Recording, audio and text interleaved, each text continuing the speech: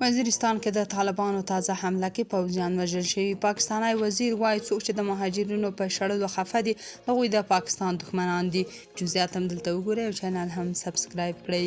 له جنوبي وزیرستان څخه ځایي سرچینو هندوکوش غږ ته ویلي چې د پاکستاني طالبانو غورځنګ وسلوالو ځواکونو جنوبي وزیرستان کې د پاکستاني پوځ پر یوه مرکز تعرضي برید کړی چې په ترڅ کې 10 پوځیان هلاک او ګڼ شمېر نور ټپیان شوي دي.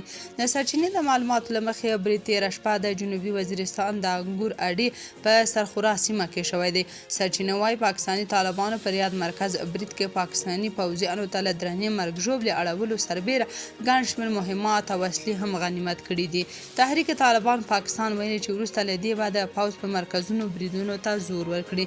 بلخوا د پاکستان دفاع وزیر خواجه محمد آصف له پاکستانه د افغان کډوالو بیرته ستنولو ته په اشارې سره پر ایکس پاڼه لیکلي هر هغه پاکستانی چې د کډوالو د بیرته ستنولو مخالفي زموږ له دښمنانو سره یو ځای دی.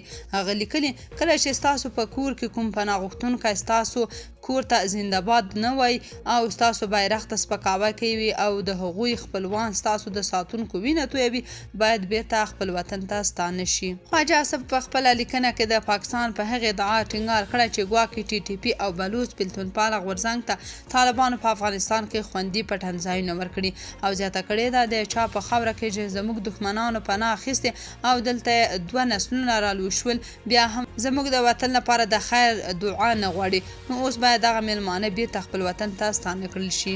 خواجه آصف ویلي هر هغه پاکستانی وګړی چې د دغو پناه غوښتونکو په شړلو خفه دی او په وړاندې مخالفت کوي له موږ څخه نه دی بلکې د پاکستان له دښمنانو سره یو ځای دی. تاسو په دې اړه څه نظر لرئ؟ کمنټ کې شریک او چینل هم سبسکرایب کړئ.